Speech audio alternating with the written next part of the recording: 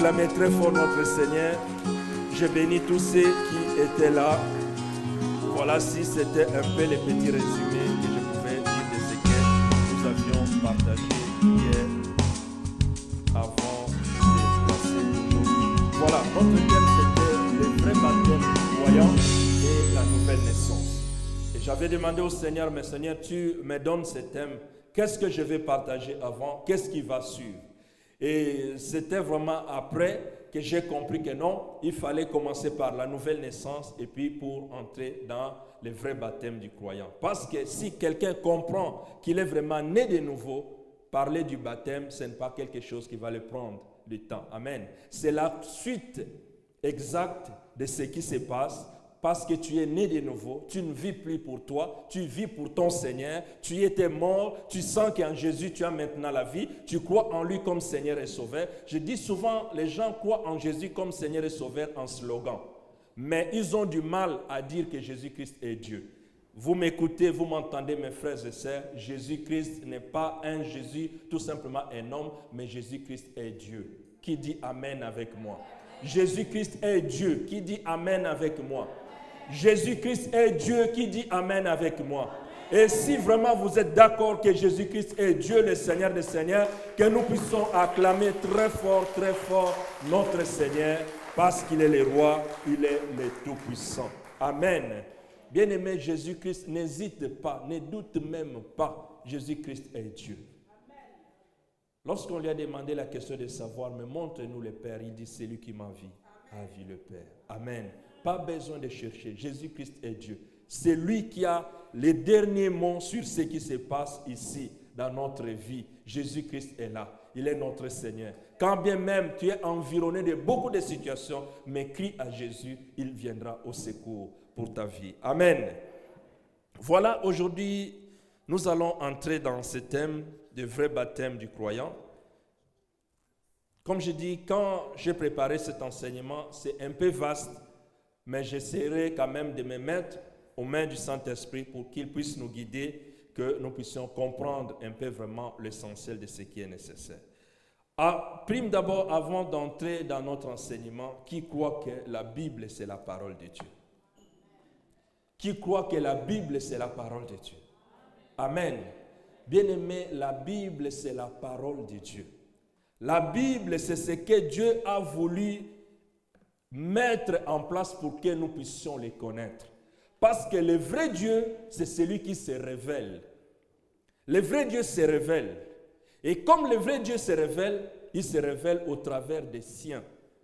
Au travers de ceux qu'il a choisis, de ceux qu'il a aimés. Raison pour laquelle cet enseignement que nous voulons partager, nous le partageons en fonction de la parole de Dieu.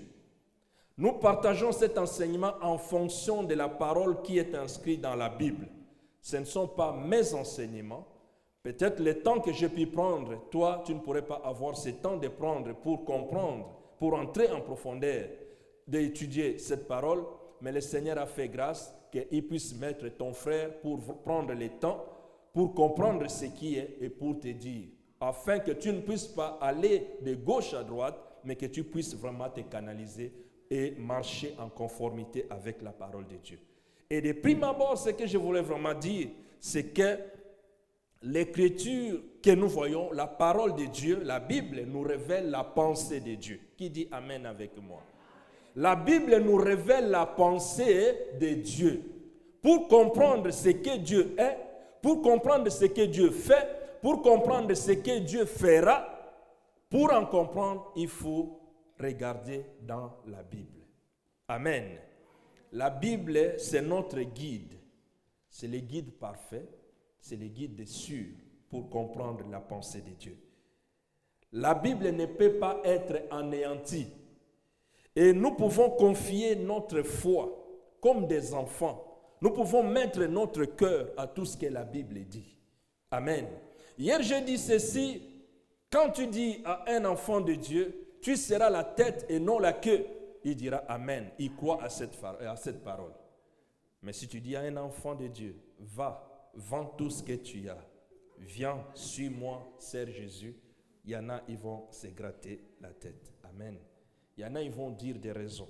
Quand on dit avancer, on va prier pour toi, tu seras béni parce que tu seras ceci, les gens vont avancer. Mais donne ceci. Non, moi je n'ai pas compris parce qu'on a dit donner ceci. Bien-aimé, le Seigneur nous met comme des témoins, des gardiens pour voir les choses, comment ça se passe. Un enfant de Dieu devant tout le monde, parce qu'on voit la grâce est là, l'homme de Dieu est là, il bénit.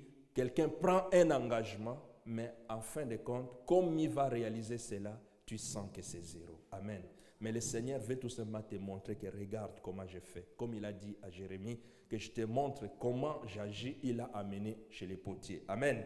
La parole de Dieu nous révèle la pensée de Dieu. Dans la parole de Dieu, dans le psaume 119, le verset 105 nous dit, la parole est une lampe à mes pieds et une lumière à mon sentier. Amen. La parole de Dieu est une lampe à mes pieds, mais la lumière pour mon sentier, c'est la lumière.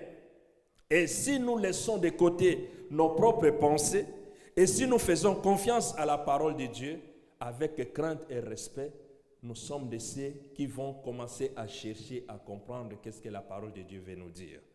Je dis, la parole de Dieu nous révèle la pensée de Dieu. Les saintes écritures ne s'interprètent pas de plusieurs manières. Amen. Parce que nous voulons parler du vrai baptême du croyant. Parce que nous allons entrer dans la profondeur des Écritures. La parole de Dieu ne peut pas s'interpréter que nous, on suppose la parole de Dieu, mais la parole de Dieu doit être vraie et correcte dans ce que nous faisons. Amen. Parce qu'il y a tellement des opinions, quand on parle du sujet des baptêmes, il y a des opinions qui sont un peu différentes. Les gens en donnent certaines opinions qui sont leurs propres opinions, mais qui ne sont pas les opinions qui sont dans la Bible. Or, nous disons que la Bible est la parole de Dieu. Mais d'autres pensées peuvent venir, ça vient d'où? Et toutes ces pensées, quand ça vient, on ne sait plus se situer. Qu'est-ce qu'est la vérité? Je dis, nous avons des opinions différentes au sujet surtout du baptême parmi les enfants de Dieu. Et quand il y a des opinions différentes, celui qui est sage doit se dire qu'il y a un ennemi qui s'est introduit pour s'aimer la zizanie. Amen. Parce que Jésus donne un exemple, que quelqu'un a bien sémé sa sémence, mais la nuit, le malin est venu encore s'aimer l'ivraie. Amen. Or, la volonté de Dieu, c'est que nous puissions marcher dans la droiture, comprendre sa pensée. Mais si, par exemple, nous prenons les thèmes comme les baptêmes, si je vous demande maintenant, avant que nous puissions vraiment entrer, chacun va donner ses opinions. Amen. Mais la parole va nous éclairer aujourd'hui. Les uns enseignent, concernant les baptêmes, les uns enseignent la pratique du baptême par aspersion. Donc, on vous jette de l'eau ou on met quelques gouttes sur un enfant, sur un bébé, un nouveau-né. Moi, quand j'étais né, après 5 jours, on m'avait aussi mis ces gouttes-là.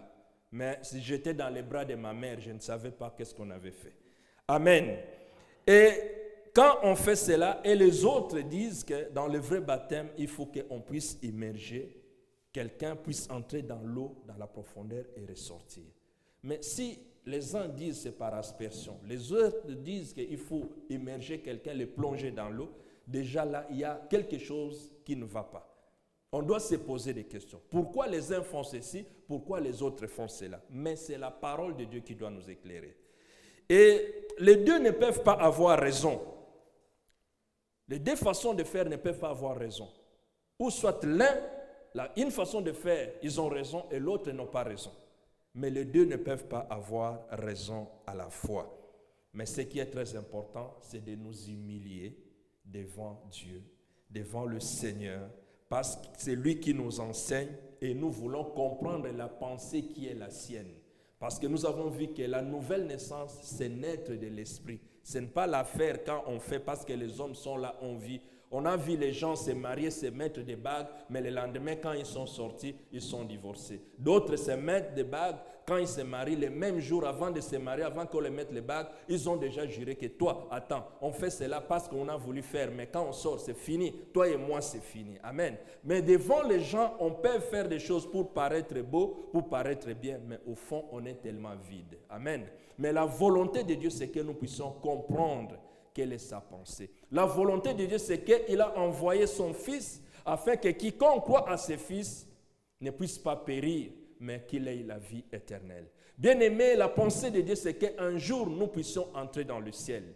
Mais sachez que l'enfer aussi, le diable fait de son mieux pour envahir aussi les gens, pour qu'ils puissent les mettre dans son enfer.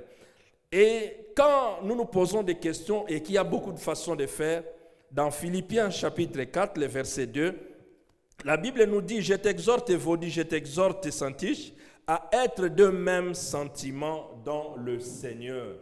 Nous devons tous avoir un même sentiment. Dans les choses de Dieu, nous devons avoir le même sentiment pour avancer.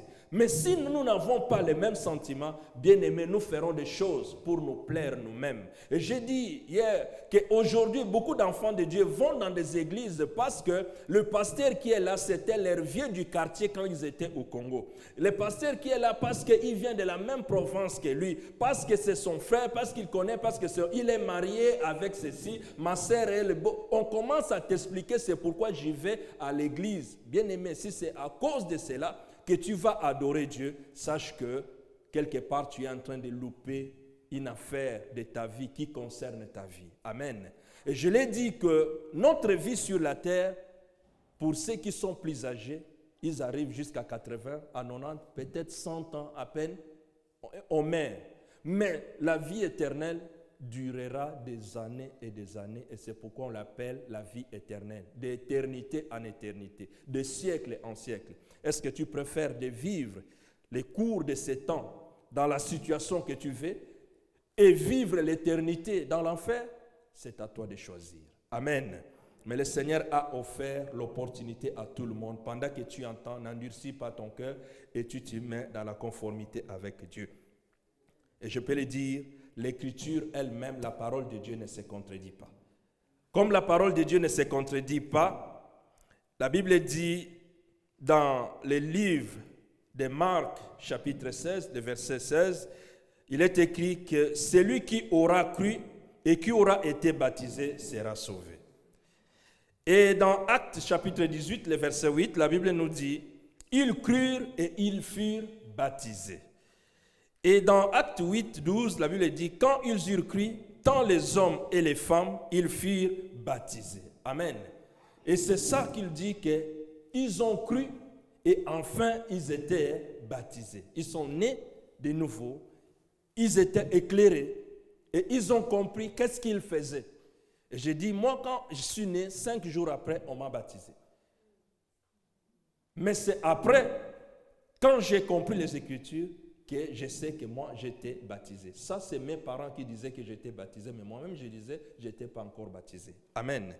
Et la parole de Dieu est tellement claire, elle ne peut pas se contredire. Donc, appliquer le baptême à un inconverti, à quelqu'un qui n'a pas cru, ou appliquer le baptême à un nourrisson, à un bébé, bien aimé, c'est contredire la parole de Dieu. Quelqu'un qui n'a pas cru, tu lui verses de l'eau, tu le mets dans l'eau, mais qu'est-ce qu'il va faire avec ces baptêmes? Amen. Et si quelqu'un n'est pas entré dans les eaux du baptême, comme le veut la parole de Dieu, c'est difficile d'être ou de dire que j'étais baptisé. Nous nous mettons des fois en contradiction totale. Ne faisons pas dire à l'Écriture ce que l'Écriture ne dit pas. Et on ne peut pas contredire la parole de Dieu. Mais si nous nous soumettons humblement sous l'autorité de la parole de Dieu, la parole de Dieu va nous guider à comprendre ce qui est nécessaire. Hier, j'ai dit ceci, il y a des gens qui croient même pas au Seigneur Jésus, mais ils sont capables de chasser les démons dans le nom de Jésus. Parce que les démons fuient, ils fuient le nom de Jésus, ils ne fuient pas la personne qui chasse les démons. Amen. Quelqu'un, quand il dit « Je te bénis au nom de Jésus », donc c'est le nom de Jésus qui bénit, ce n'est pas celui qui dit « Je te bénis au nom de Jésus ». Amen. Et c'est pourquoi, des fois, il y a toutes ces contradictions, des choses qui se passent. Mais c'est quoi vraiment ce que les Écritures nous disent concernant les baptêmes? Concernant les baptêmes, les Écritures nous disent ceci, c'est dans les évangiles que le baptême a été institué. Dans les évangiles de Matthieu, Marc, Luc et Jean, c'est là qu'on nous parle du baptême, du vrai baptême du croyant. Que le croyant doit être baptisé, s'il croit, qu'il soit baptisé. C'est dans les évangiles. Et dans les actes des apôtres, c'est là que nous voyons comment le baptême a été pratiqué. Le vrai baptême du croyant, comment ça a été pratiqué dans les livres des actes des apôtres. Et dans les épîtres, le reste des épîtres, c'est comment le baptême est expliqué pour que nous puissions entrer en profondeur, pour comprendre ces sens-là. Parce que le baptême, c'est un acte qu'on voit, qu'on a immergé quelqu'un, mais c'est d'abord un acte qui est spirituel. Amen. C'est un acte qui est spirituel. Il y a des hommes de Dieu qui sont là, quand on dit les mots baptême, et qui ont fait aussi toutes ces recherches, ils te diront que le mot baptême vient d'un mot qui est grec, baptisaim, qui veut tout simplement signifier plonger dans un liquide, immerger dans un liquide, mettre quelque chose dedans dans un liquide et le sortir. Amen. Le baptême ne signifie pas autre chose que plonger quelque chose dans l'eau, mettre quelque chose dans l'eau et puis sortir cette chose dans l'eau. Amen. Ça, c'est la signification simple du mot baptême. Et déjà, avant d'entrer dans cette profondeur, pour comprendre cela, ma pensée, quand je vais la partager, si quelqu'un est ici, a été, soi-disant, baptisé comme bébé, ce n'est pas de ça que je vais prendre. Je vais parler du vrai baptême du croyant. Amen. Parce que comme étant bébé, le bébé n'a pas la foi, le bébé n'a pas cru, le bébé est innocent. Dieu s'en occupe des innocents. Dieu s'en occupe de ceux qui n'ont pas encore la connaissance. Dieu s'en occupera. Mais toi qui as la conscience pour comprendre, c'est de ces baptêmes-là que nous allons parler. Amen. Et quand j'ai essayé de pousser un peu ma réflexion pour comprendre, mais pourquoi alors les enfants? Il y en a qui disent qu'il y a un passage dans la Bible qui dit dans Luc 18, à partir du verset 15, 16 et 17, que Jésus avait dit « Laissez venir à moi les petits enfants ». Parce que, or, quand tu lis ce texte, tu ne verras pas qu'à côté, il y avait de l'eau. Amen. À côté de ce texte-là, tu ne verras jamais qu'il y a de l'eau à côté. Or, quand on parle du baptême, il y a toujours une relation avec l'eau. On ne peut pas parler du baptême sans qu'il y ait l'eau. L'eau, pas que l'eau qui est dans une boîte, pas l'eau qui est dans un gobelet, l'eau qui est on met dans un micelle, quoi que ce soit, dans un civière de ceci, couvert d'un habit blanc. Non, ce n'est pas cette eau-là, c'est vraiment l'eau qui coule, l'eau qui est vraiment en profondeur où on peut mettre quelqu'un dedans. Amen. C'est de ces baptêmes-là qu'on va parler. On ne va pas parler des suppositions, parce qu'il y avait ceci, c'est de ces baptêmes que nous allons parler. Voilà, notre étude, comme je viens de dire, que dans les évangiles, Matthieu, Marc, Luc et Jean, c'est là que le baptême a été institué. Mais comment ce baptême a été institué?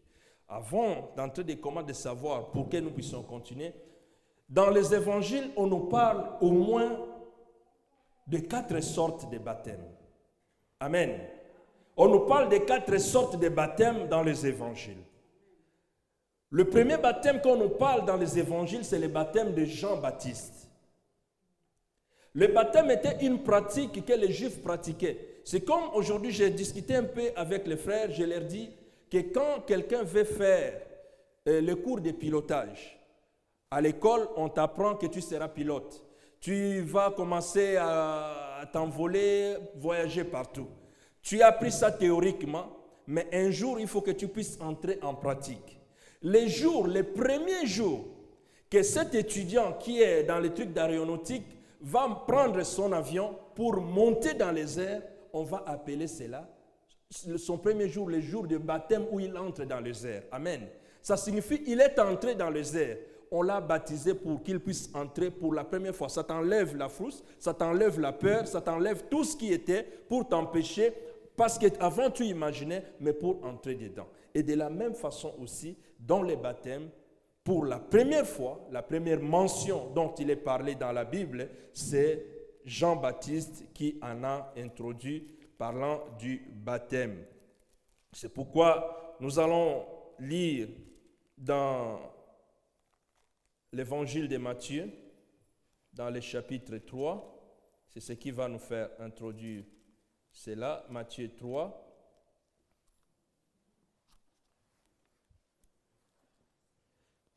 Matthieu 3 nous dit ceci. En ce temps-là, parut Jean-Baptiste, il prêchait dans les déserts de Judée. Il disait, repentez-vous car le royaume des cieux est proche. C'est lui dont le prophète Ésaïe a dit, c'est la voix de celui qui crie dans le désert, préparez les chemins du Seigneur, rendez droit ses sentiers. Jean avait un vêtement de poils, des chameaux et une ceinture de cuir autour des reins. Il se nourrissait des sauterelles. Les habitants de Jérusalem, de toute la Judée et de toute la région de Judée venaient à lui. Et ils se faisaient baptiser par lui dans le fleuve, soulignez le fleuve, du Jourdain, en confessant leurs péchés. Amen. De ce baptême, le premier baptême que la Bible nous parle dans les évangiles, c'est le baptême de Jean-Baptiste. Jean-Baptiste fut un homme que Dieu a suscité à une époque, à un moment, parce que reconnaissez que dans la Bible, il y a une génération qui peut recevoir la prophétie. Et il y a une génération qui vit la prophétie qui a été annoncée. Amen. Ce n'est pas des prophéties, on te dit, ah, demain tu seras ceci. Non, mais des prophéties de Dieu qui traversent des époques. À l'exemple, imaginez Ésaïe qui reçoit la prophétie qu'une jeune femme vierge sera enceinte et va enfanter un fils qu'on donnera le nom d'Emmanuel.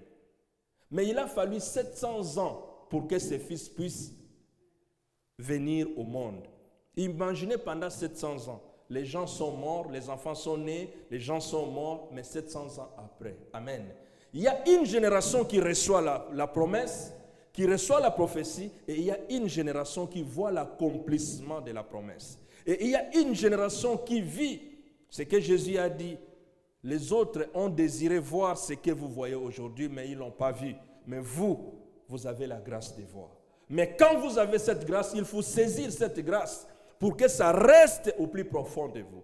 Et pendant ce temps, c'est à l'époque de l'accomplissement de cette prophétie d'Ésaïe qui devait s'accomplir. Et à ce moment, pour que Jésus puisse entrer en jeu, pour parler, pour annoncer au monde ce que Dieu avait depuis longtemps mentionné, il a fallu qu'un homme prépare le chemin, qu'un homme prépare les détails de tout ce qui va se passer. Et c'est pourquoi Jean est sorti pour commencer à enseigner. La Bible dit ceci, que Jean, le Seigneur Jésus dit dans Matthieu chapitre 21, à partir du verset 24 et 25, Jésus dit ceci, il souligne avec force que le baptême de Jean vient du ciel. Donc, il était accompli par l'autorité divine.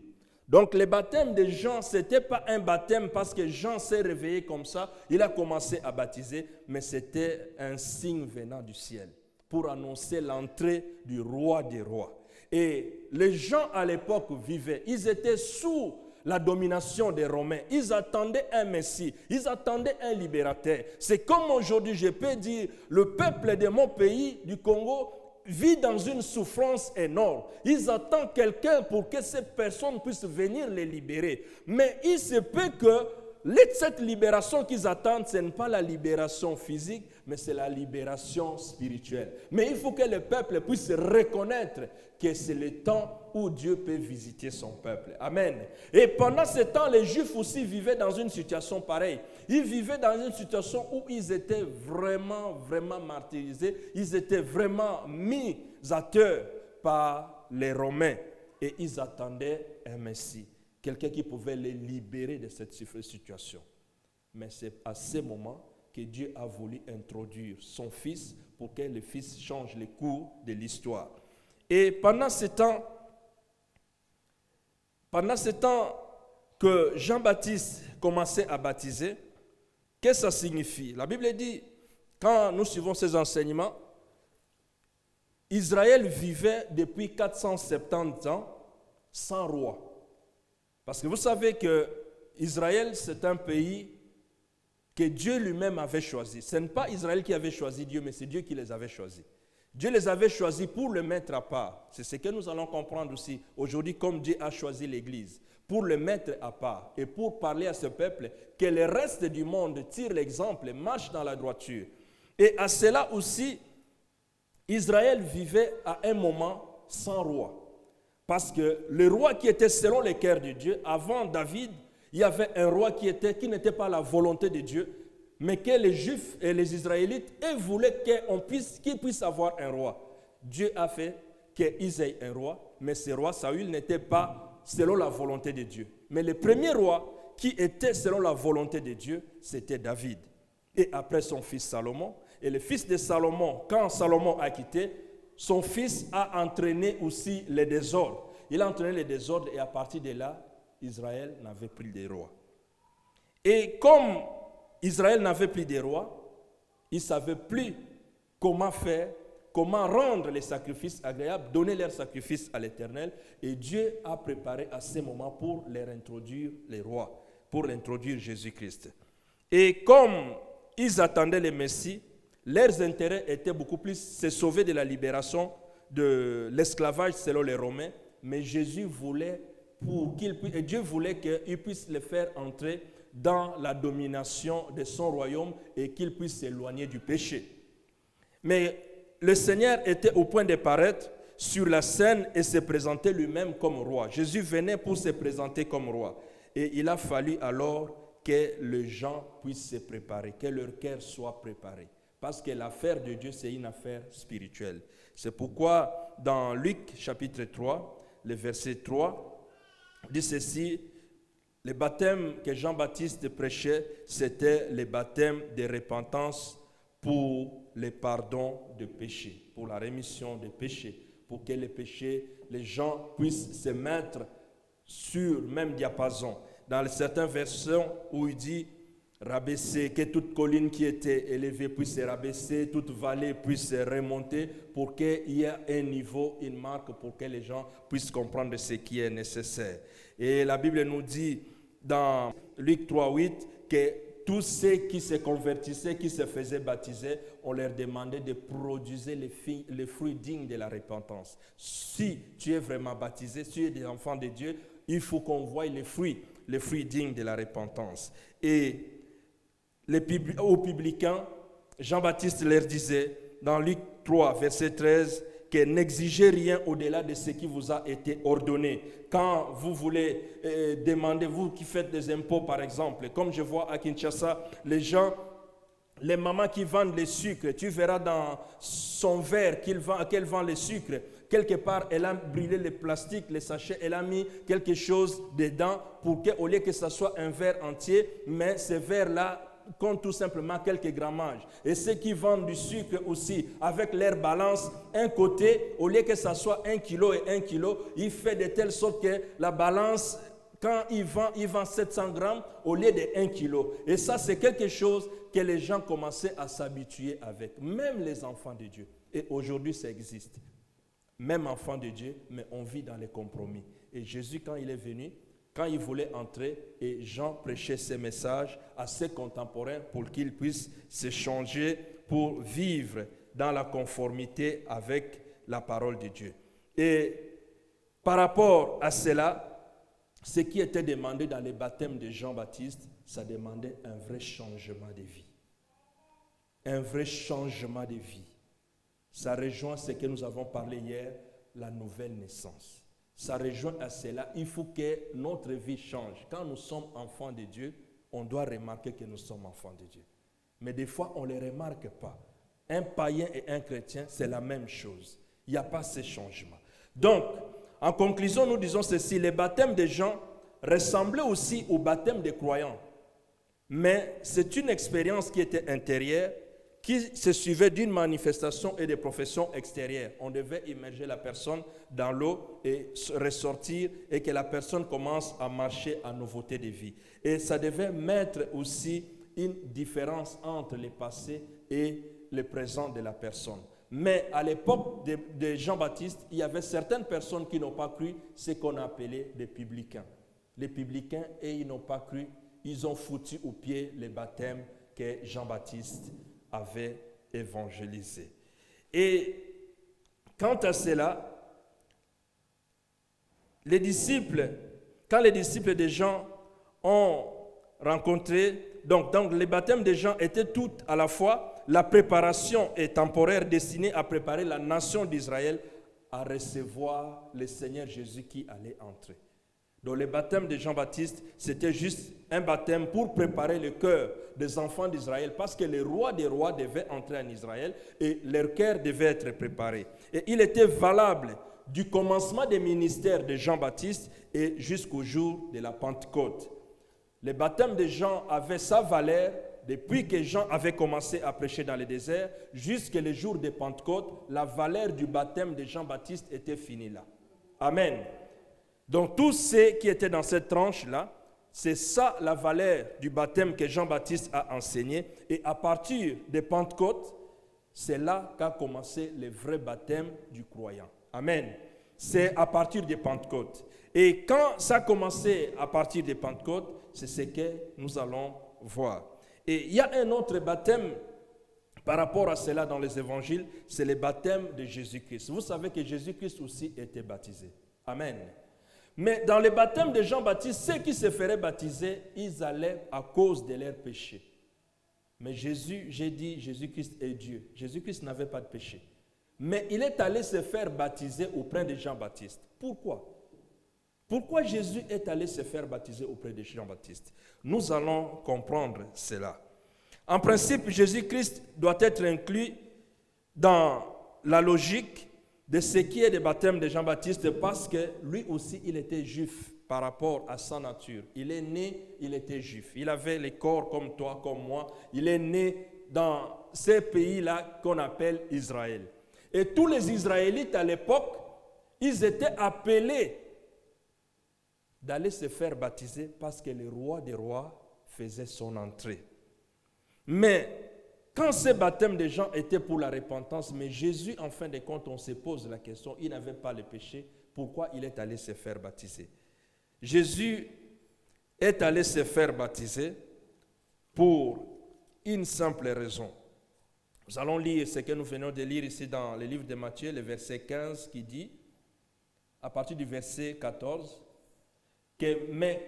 donc commençons à partir du verset 13. Alors Jésus vint de Galilée et au Jourdain vers Jean pour être baptisé. Mais Jean s'y opposait en disant, c'est moi qui ai besoin d'être baptisé par toi. C'est toi qui viens à moi. Jésus lui répondit, laisse faire maintenant, car il est convenable que nous accomplissions ainsi toute justice. Alors Jean le laissa faire. Amen. Dans certaines versions, il est dit, quand Jésus s'est approché de Jean-Baptiste, dans cette version, il dit, laisse faire maintenant, car il est convenable que nous accomplissions ainsi tout ce qui est juste. Jésus-Christ voulait faire ce qui est juste devant le Père. Il voulait faire ce qui est juste devant Dieu. Il dit à Jean-Baptiste, baptise-moi. Ce n'est pas parce que j'ai des péchés, mais je veux accomplir ce qui est juste. Pourquoi? Parce que Jésus voulait se mettre au même niveau avec le peuple qu'il est venu sauver. Jésus se met au même niveau avec le peuple qu'il est venu sauver. Et c'est pourquoi il a dit à Jean-Baptiste, laisse faire, qu'on fasse ce qui est juste devant Dieu. Et tous ces gens qui venaient se faire baptiser auprès des gens, c'était des gens qui craignaient Dieu, les gens qui connaissaient Dieu. Même ceux qui ne connaissaient pas Dieu, ils couraient tous parce qu'ils savaient, ils vivaient en fonction de la parole de Dieu. Et lorsqu'un prophète s'élève pour parler de la part de Dieu, les gens qui captent le message, ceux qui ouvrent leurs oreilles, ils comprennent que le temps a sonné pour que nous puissions courir vers l'Éternel. Et c'est pourquoi Jésus aussi, il a fait un voyage de plus ou moins 100 km pour aller jusque là où était Jean. Mais quand à ce moment, il est arrivé auprès des gens, il s'est fait baptiser. Amen. Mais il était injuste. Il n'avait pas péché. Mais il a dit, laisse faire ce qui est juste. Amen. Jésus s'est fait baptiser parce qu'il voulait appliquer ce qui est juste. Et c'était aussi à la fin de ses 30 ans d'âge. Comme c'était à la fin de ses 30 ans d'âge, le temps était arrivé pour que son ministère commence. Pour qu'il puisse avoir l'autorisation de faire ce qu'il était venu sur la terre pour le faire, pour l'accomplir. Et la Bible dit ceci, lorsque Jésus est entré dans les eaux du baptême, même Jean était étonné. Amen. Même Jean était étonné. Quand Jésus est sorti, le ciel s'est ouvert. Quand le ciel s'est ouvert, il y a un esprit qui a dit, le Saint-Esprit a dit, celui-ci est mon fils bien-aimé. Amen. C'est mon fils. Donc ce jour-là, le baptême qui est dit aussi dans les Écritures, dans les Évangiles, c'est le baptême de notre Seigneur Jésus-Christ, afin d'accomplir tout ce qui est juste. Jésus est venu se faire baptiser pour accomplir ce qui est juste. La Bible dit, à la sortie des eaux, la voix a attesté que celui-ci est mon fils bien-aimé, en qui j'ai mis toute mon affection. Ici, Dieu ne dit pas, écoutez-les. Amen. La voix qui se révèle au ciel dans le jour du baptême de Jésus, la voix dit tout simplement, celui-ci est mon fils bien-aimé. Il est mon fils bien-aimé en qui j'ai mis toute mon affection. Mais une voix viendra encore un autre jour pour dire que c'est lui qu'il faut écouter. Amen. Nous devons écouter Jésus. Accomplir ce qui est juste. Comme c'était la fin des 30 ans de Jésus-Christ, il devait avoir le mandat pour commencer son ministère. Et pour commencer son ministère, il devait se mettre au diapason, il devait se mettre au même niveau avec ses contemporains. La voix qui est sortie du ciel, c'était une attestation.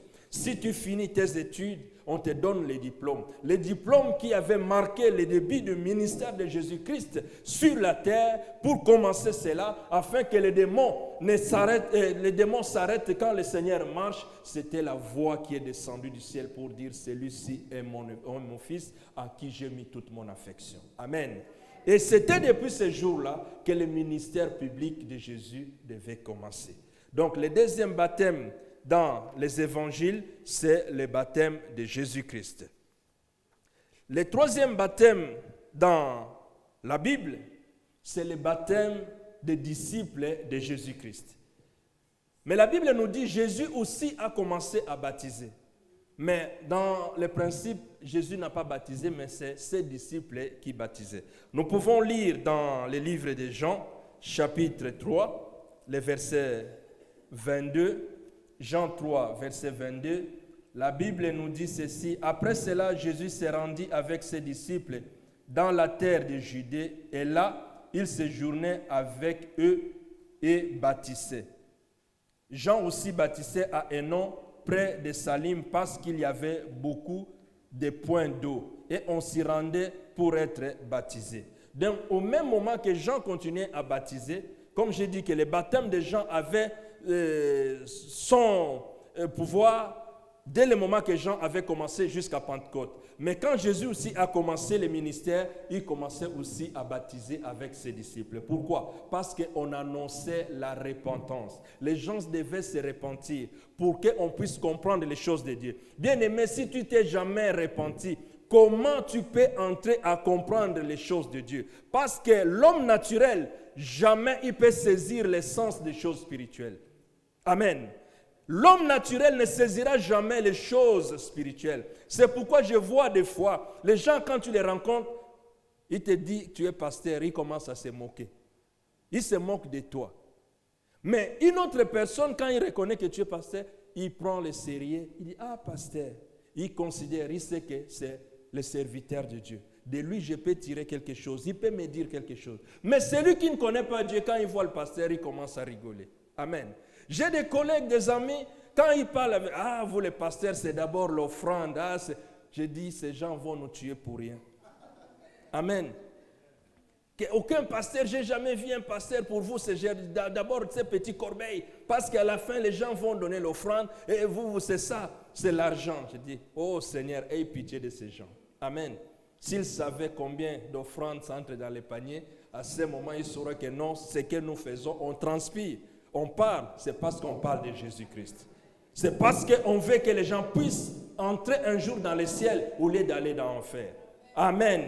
Et c'est très important. Jésus-Christ aussi, la Bible dit, continue dans ce verset 2 qui dit, Jésus baptisait. Donc ce n'est pas lui en principe qui baptisait, mais c'est ses disciples qui baptisaient. Et ce baptême était identique au même baptême de Jean. Il faisait presque le même travail. Parce que c'était préparer le cœur des gens pour que le royaume qui est venu, ils puissent comprendre ces royaumes-là. Il était destiné aussi au peuple juif. Et Jésus se présentant d'abord aux brebis perdues de la maison d'Israël. Quand Jésus Quand Dieu a dit, celui-ci est mon fils à qui j'ai mis toute mon affection, ça concernait que les Juifs. Ça ne concernait pas nous qui sont de partout. Non, c'était d'abord pour les royaumes d'Israël. C'était pour les brebis perdues d'Israël.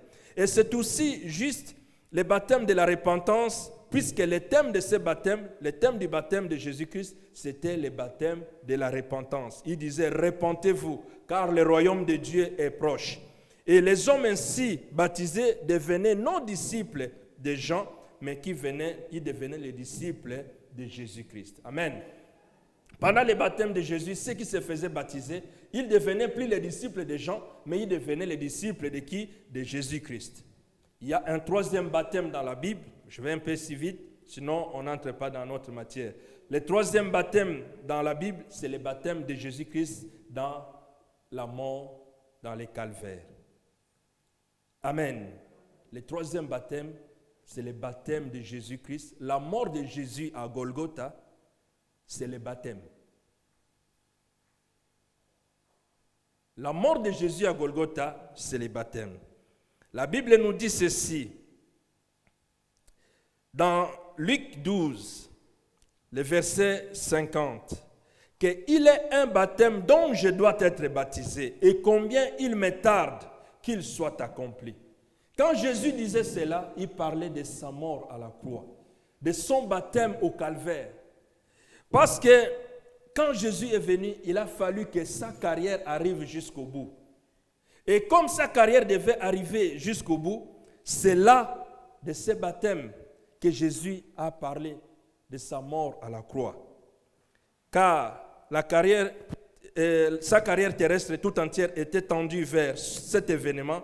Il vivait sous une terrible pression pour son accomplissement. Quand Jésus vivait sur la terre, la pression qu'il avait, c'est parce qu'il savait qu'il y a quelque chose, la croix qui l'attend devant. Amen. Et c'était à la croix que là, tout devait être accompli. C'est à la croix que tout devait être achevé, que le travail devait se faire. Et il attendait ça. Et lorsque Jean et Jacques, quand vous lisez dans les évangiles, dans Marc 10, 38, 40, dans Matthieu 20 et 22, Jean et Jacques, à un moment, ils étaient accompagnés de leur mère qui disait que ce jour-là, Seigneur, si c'est possible, que Jacques et Jean soient à tes côtés. Le Seigneur dit, mais vous savez de ce que vous demandez. Amen. Parce qu'il parlait de ce baptême-là, de sa mort. Il parlait de sa mort. Est-ce que vous pouvez demander la mort à quelqu'un ou pouvez-vous demander la mort à vous-même? Si vous ne connaissez pas, vous pouvez demander. Mais si on connaît, Jésus dit, vous ne pouvez pas boire la coupe que je vais boire. Jésus parlait de sa mort. Et nous pouvons aussi dire ainsi que la vie d'une personne qui marche en conformité avec Jésus, il n'a pas peur de mourir avec le poison. Il n'a pas peur de mourir parce qu'on va lui faire ceci. Il n'a pas peur parce qu'il sait qu'il est avec Jésus. Donc, l'essence profonde de ce que signifie le baptême de Jésus à la croix, c'est parce qu'il voulait mourir à la place du pécheur. Et c'est ce que le psaume 42 nous dit au verset 8. Un flot appelle un autre flot. Au bruit de tes ondées, toutes les vagues et tous les flots passent sur moi. Quand Jésus parlait de sa mort, c'était un moment douloureux, un moment pénible. Mais chaque fois quand il parlait, il rassurait ses disciples. Mais il savait que c'était un moment pénible. Mais dans les psaumes, il est dit, un flot passe sur un autre flot. Les ondées de l'eau, des vagues passent. Mais tout cela monte parce qu'il y avait le Fils de l'homme qui devait passer dans ces eaux terribles de la mort. Et c'est pourquoi le Seigneur de gloire, lui qui était le roi des rois, lui qui était le Juif, lui qui était le Seigneur, il a fait aussi comme les Juifs de son époque. Amen. Et ça, c'était juste un peu les baptêmes, les 4 baptêmes que la parole de Dieu nous dit dans les évangiles.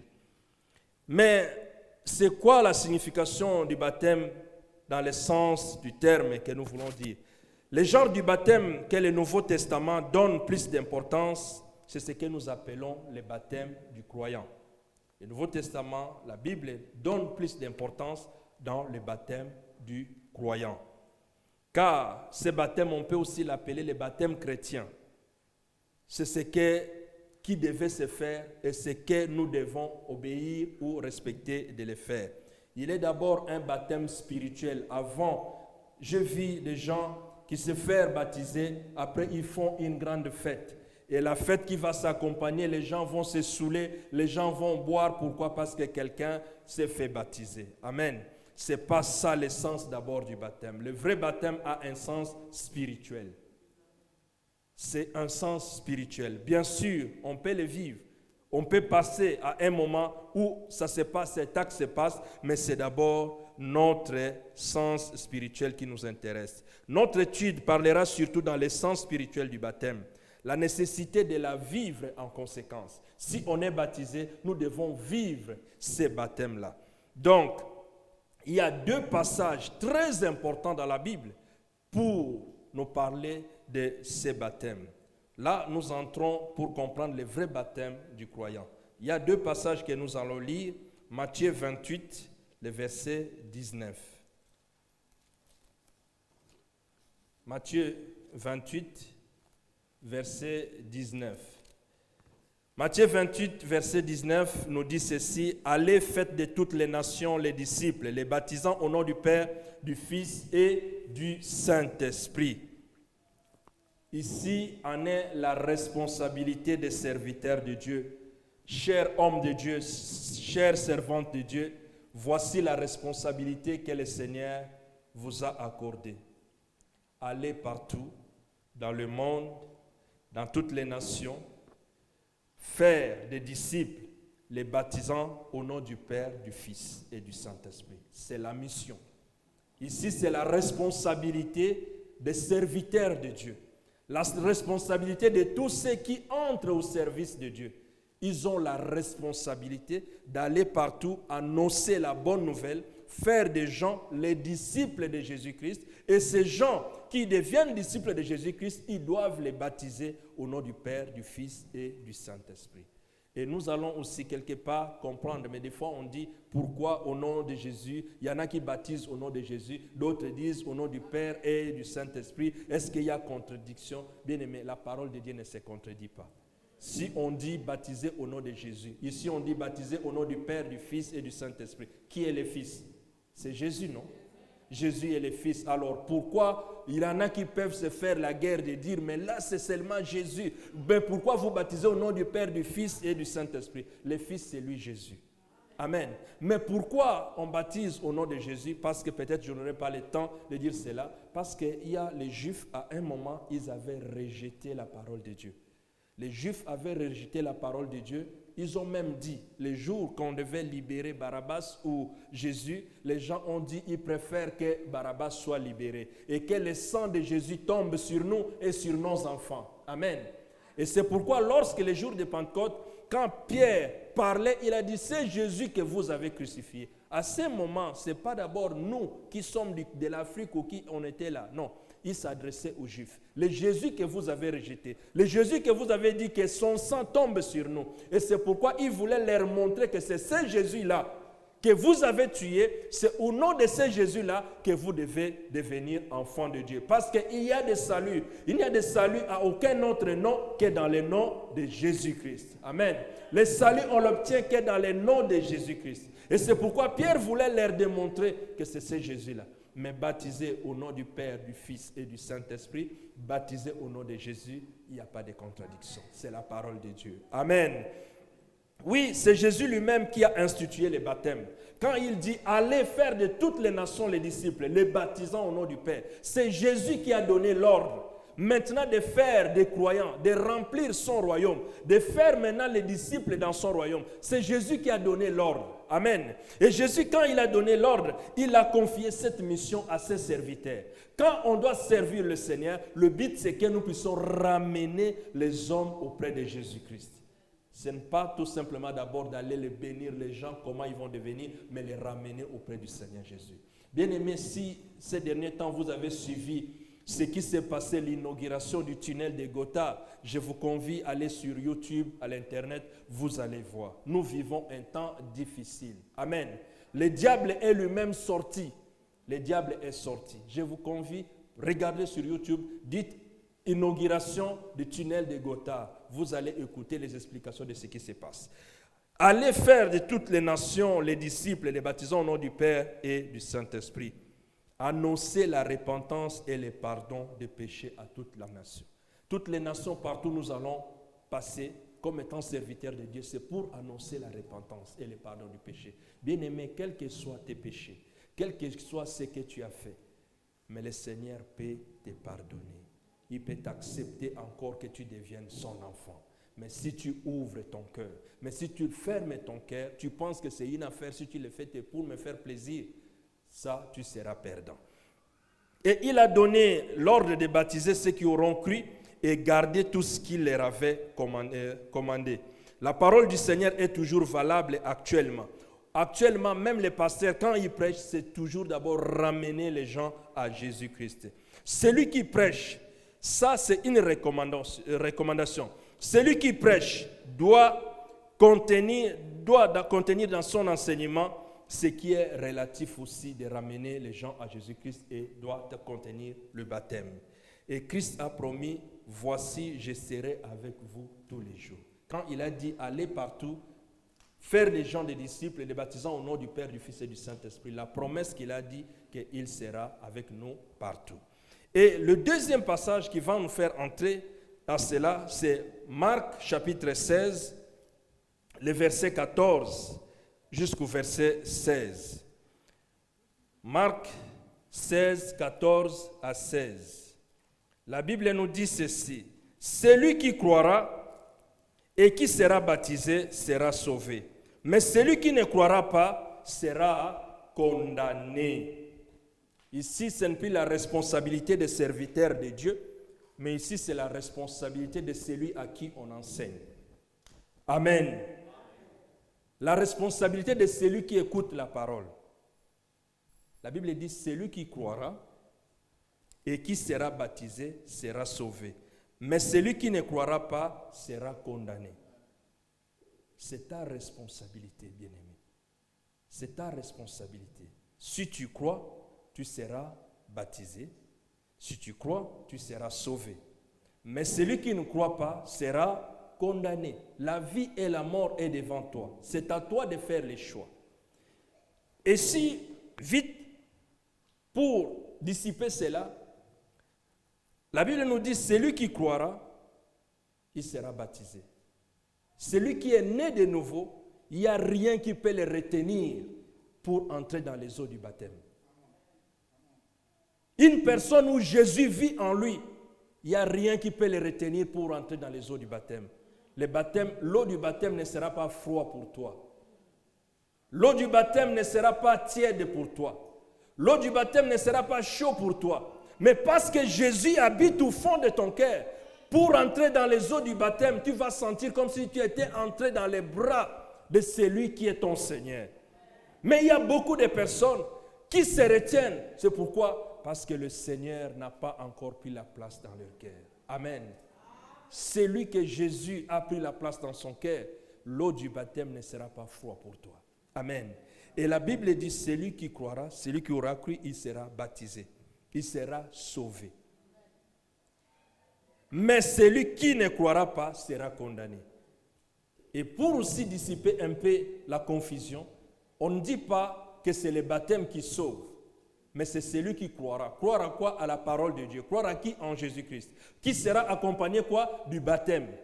Ce n'est pas le baptême qui fait que tu sois condamné, mais c'est quand tu ne crois pas à Jésus. Mais quand tu crois à Jésus, automatiquement, tu feras quoi? Tu entreras dans les eaux du baptême. C'est ce qui est très important. Si quelqu'un confesse avoir cru au Seigneur Jésus-Christ, refuser d'être plongé ou immergé dans les eaux du baptême, on peut avoir un doute à la réalité de sa foi.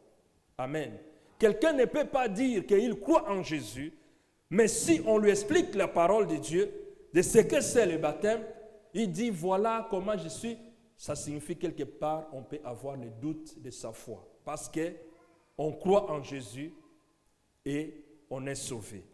Et quelqu'un qui refuse de confesser le nom du Seigneur Jésus-Christ, c'est aussi quelqu'un qui va avoir des hésitations pour entrer dans les eaux du baptême. Chers frères et sœurs, Si tu as déjà confessé le nom de Jésus par les baptêmes ou par immersion, ça signifie quelque part tu crois en Jésus. Quelque part tu crois en Jésus. Mais si tu ne l'as jamais fait, et tu vas à l'église, tu participes aux choses de l'église, quelquefois le cœur de Jésus est en train de saigner.